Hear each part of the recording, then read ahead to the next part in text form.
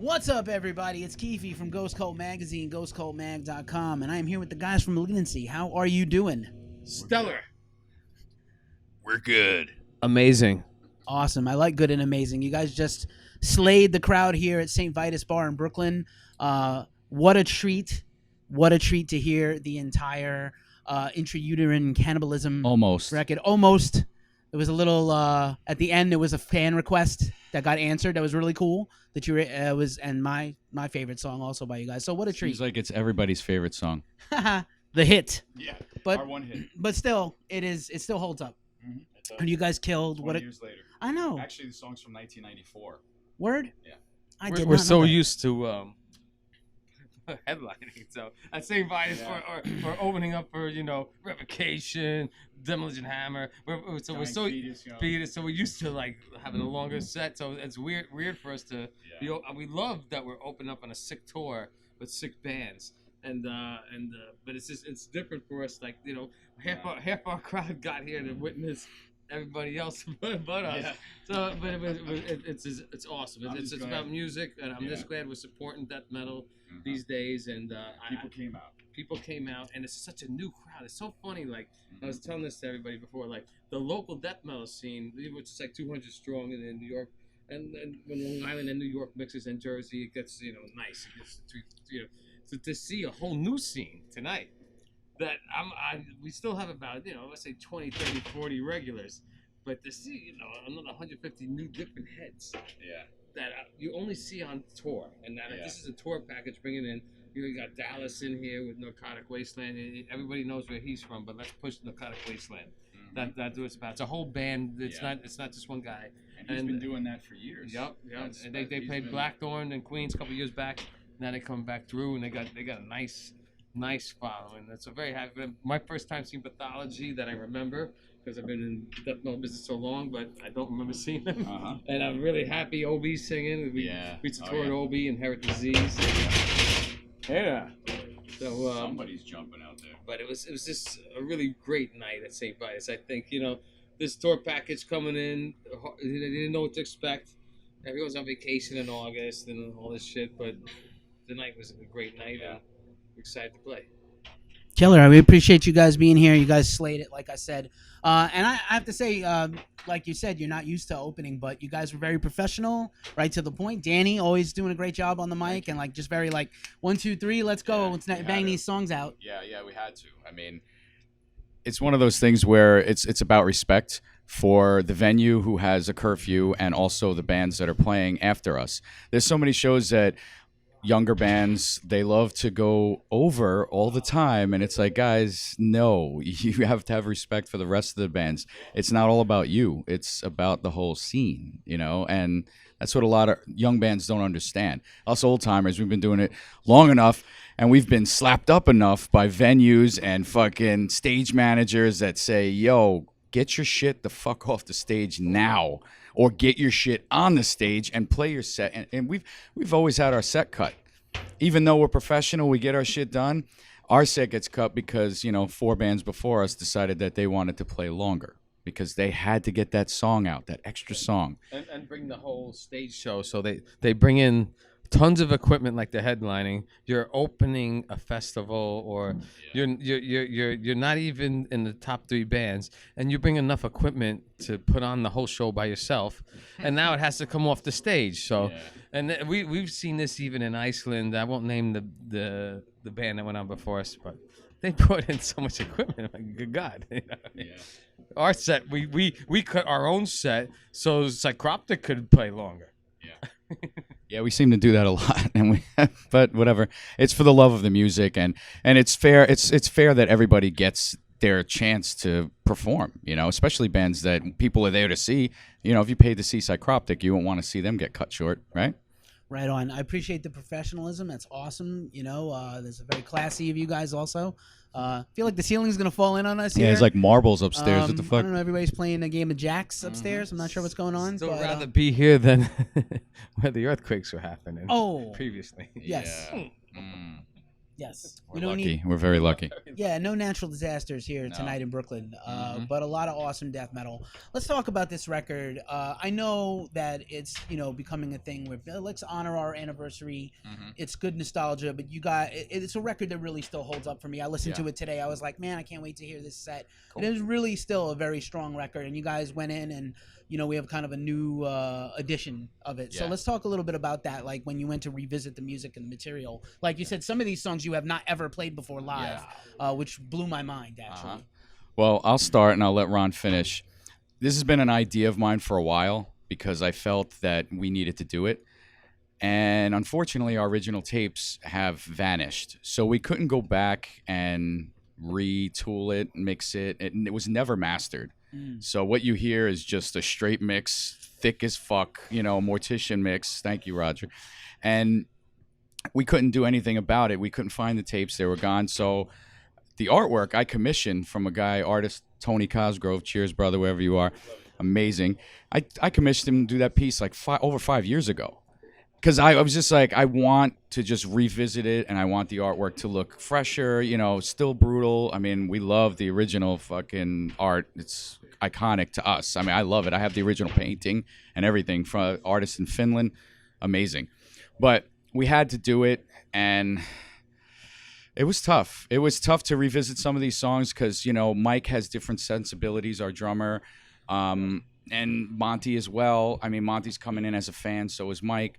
And to hear their input, there's some differences, noticeable differences, at least to me, that fucked me up when I was trying to sing. Thanks, Mike. I appreciate it. He's not here to break his balls. I mean, I can't break his balls, but maybe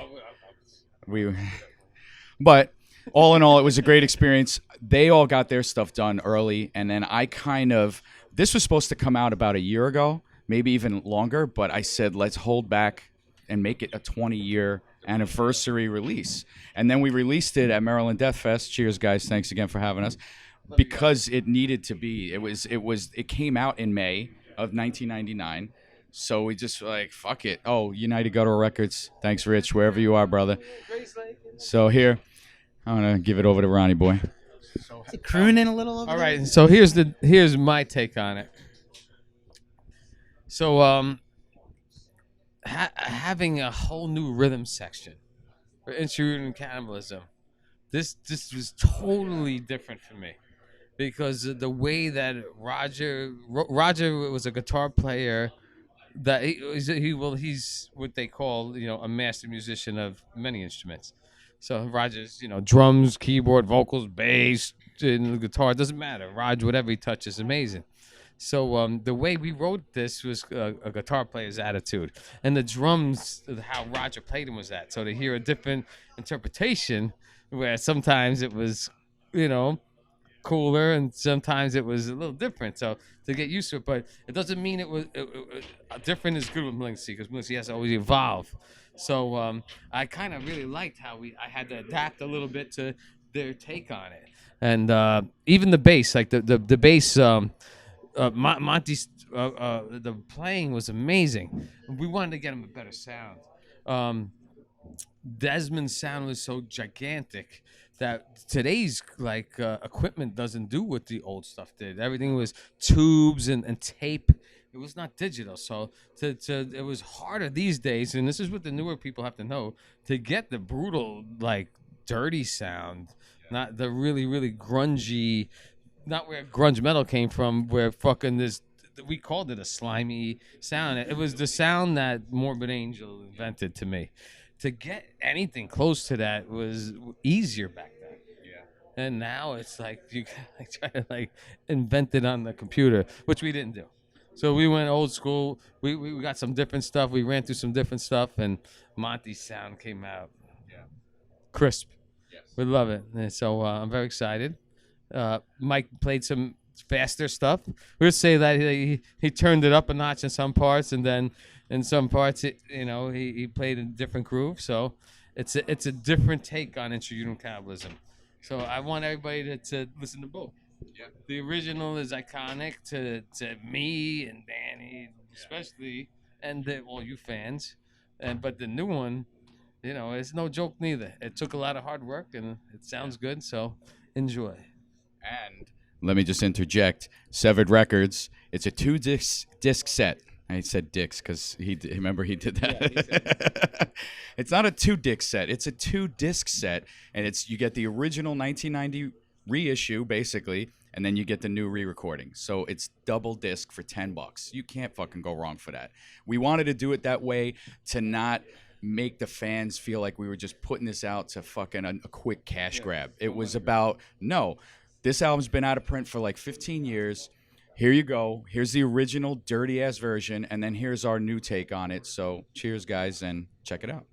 Killer. We will link that in the description there. I was going to say Heller is a guy that will surprise you just when you think you know what to expect from him. He throws the unexpected at you. So I do also appreciate his take on the newer sound and a few new things that he threw in there. Curveball. But, there's no money. It's underground death metal. Let's get real. We know what it is. It's not going to be riches. You guys do it because you love the music. You make heartfelt, impactful music that matters. You always did. You always will. We appreciate that. And Thank you. Two curious questions I have I'd like to get answered are, one is, so this recording, was there a track or two that jumped out to you that you appreciate more now, having taken another look at it, versus back then when you're like, that track is not that special? Good question. Yes. The track Oral Excrement. It was one of Roger's favorite songs. Thanks, Roger. But I just didn't feel it. And maybe it was because of the recording, and I don't think we played it out much at all. I mean, we probably did at first when we wrote it, and then it just got buried. And these guys, when I said, let's do the Intrauterine set for the 20-year anniversary, I said, exclude Oral Excrement, because fuck it, I don't like that song and whatever. Then I heard the re-recording and the original, and I fell in love, and I was like, guys, we got to learn, we got to play it, fuck it. I mean, it's a great song. It's got a lot of good catchy riffs in it. It's weird. It's a weird song, and it's almost like the baptism of our kookness.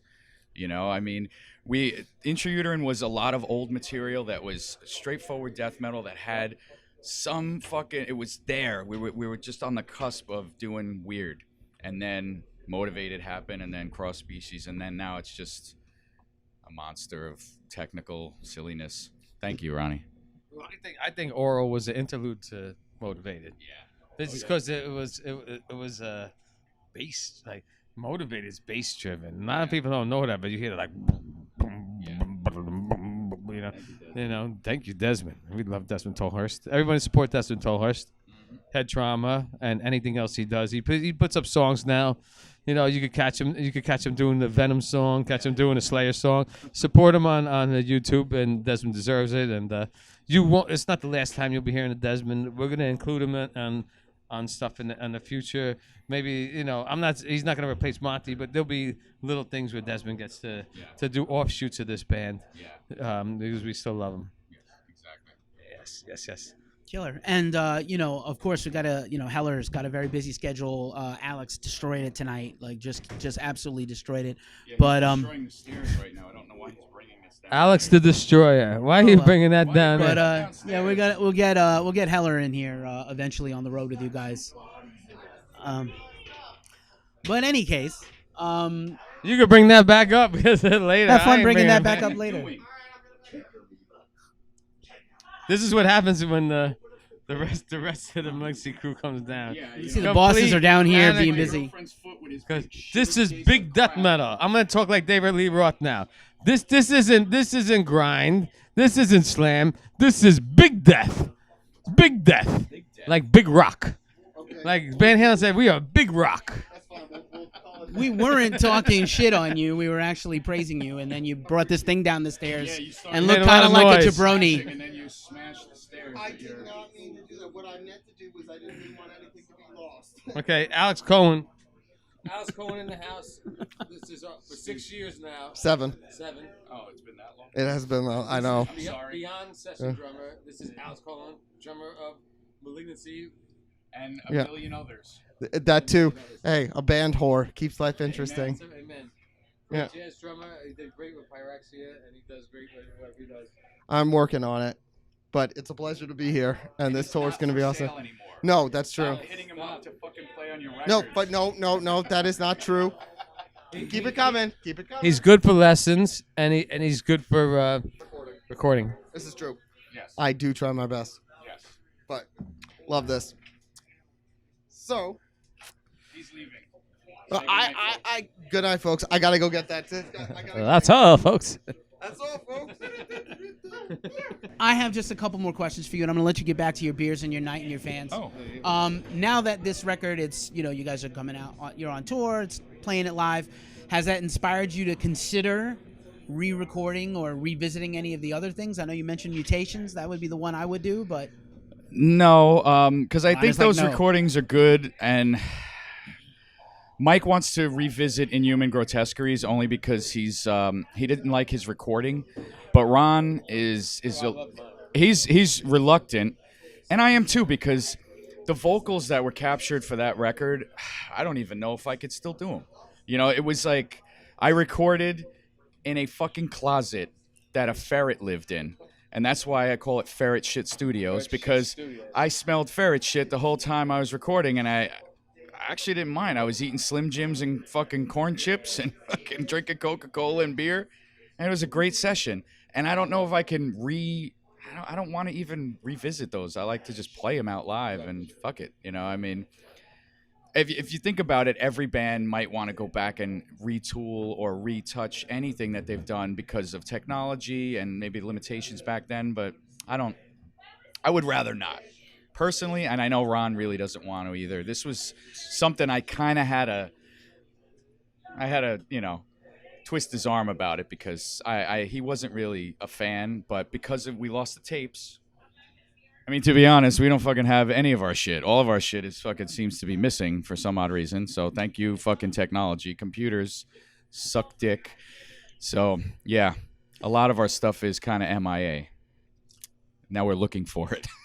That's a bummer. If you know where these master tapes are, everybody, please bring them back. Bring them back. Hit these guys up on social media and find them and find these tapes. But, shit happens. What are you going to do? It's great that you got to do this. Thank you. It's the underground. Yeah, it is. Exactly. Thank you so much. And we are underground, really. We are literally. Look at those dirty steps. Woo. I mean, They're this is where the beer comes in. We've discussed this. So on some final notes from Malig, I have to thank all my sponsors. So I'd like to thank GHS Guitar Strings, 7-string boomers. GHS 7-string boomers are the best. Play with the best, sound like the best. I'd also like to thank Blackheart Guitars. They rock. And they're the best for death metal. Thanks, Zeus.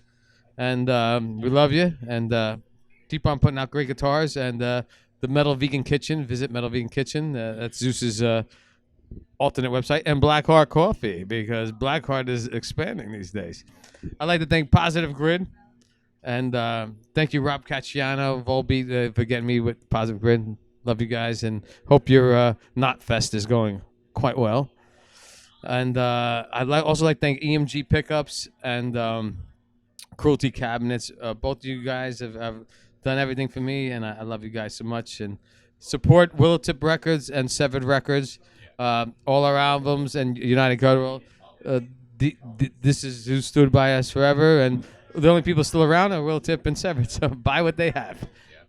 Yeah. And we love them. We love it all. All right. Somebody else. Last little question. Do we have a timeline? You and I were talking about this a little bit before the show. The timeline for a new Malignancy record? I know you'd have the brand new one out, basically. But all right. So the timeline for this record, we have about 11 songs written for about 2 years now, and due to scheduling conflicts with Mike and us, he can't record them yet. As far as I know, last time I broke his balls about it, he said, "I'm gonna get on it." He just recorded Lila from Defeated Sanity, their new album, drum-wise. I don't know if any guitars were recorded there, so he just did that, and I believe we're next in line. We're slated. We're penciled in, I hope. So on this tour, I'm just gonna break his balls with texts and say, what the fuck, bro? Let's get this shit going, because the songs are already old, and I just want to get him out there, because that's the problem with us. We have timing issues now that when he was in Fear Factory, it was a problem, but now that he's not in Fear Factory, he's in Raven, and Raven seems to want to tour all the time, and it kills us. And now he lives in California, so it's even worse. I mean, to get him we would love for him to play this tour, but he can't because he'd have to fly in a couple weeks early so that we could jam with him, because it's a whole different aesthetic when he plays. Like, we'll be on tour with Mike, and then we'll come back and play a show with Alex, and it's a completely different shift. You know, Alex is jazzy and groovy, and Mike is super tight and fucking like on point. Yeah, he wants. Yeah. There's no hyperblast. He wants pulling it. Yeah, so it's a learning curve that we've had to kind of get used to throughout the years with these two cats, and you know, hopefully the new album will come out soon. We have no title, and I have no ideas. I mean, I'm idealist because I don't know. Nothing's pissing me off enough, I guess. I have notes like Kirk Hammett did, and he lost them all on his phone, so I hope that I don't lose mine in my phone. But, yeah, hopefully soon. And if it doesn't come out too soon, you can expect us to play plenty of weird, like, interludes or covers or stuff that you don't expect to see in a death metal show. Yeah. You might catch a little Van Halen. You might catch, you know, who knows what we might throw in there. King Crimson. It's endless. It's endless. Yeah, because we have an offshoot of the band called Malignancy that we might unveil eventually. It was initially for Alex to write drums with us because we didn't want it to be Malignancy per se and step on you know, Mike's toes. So we said, fuck it, Malignancy sounds good, and we could just do whatever we want. It doesn't have to be fucking super technical death metal. It could just be some crazy groove weird song, and maybe I won't sing and somebody else will. I don't know. Maybe I'll sit there and play the tambourine. I don't fucking know. I can't play the tambourine, but I'll try. Satchel inspired Steel Panther. We have no idea what it could happen. Like, Hey. that's why it's Malignancy. Yeah, because we're gonna get dirty. Big death. It's Big death. yeah, big death. The musicianship is different. It is. There's no saying we just all you got to do is we don't have to do anything. No, we really don't. We could play theme songs from movies if you want. I mean, this is a musician band, so we don't know what's gonna happen. That's what we love about it. All the musicians plus me, a dummy. So it works. Malignancy coming soon to bar mitzvahs and brisses and graduation parties. Fuck yeah. Tea parties for little kids. Ooh. Do it all. And quinceañeras. Oh, fuck yeah. Coming I'm soon. down. Like the Dan Band. Gonna be all 80s. That's 80s right. covers of death metal versions of 80s covers. All right. Dudes, super awesome to hang out with you guys. Danny Thank you. and Ron of Malignancy, New York City Cheers, area guys. legends, death metal legends. Omar, Thank you for love hanging you. out with Ghost Cult Magazine. Omar Cordy Thank you, buddy. on the camera. Salt the Wounds. Yeah. Cue the fucking music. We're out.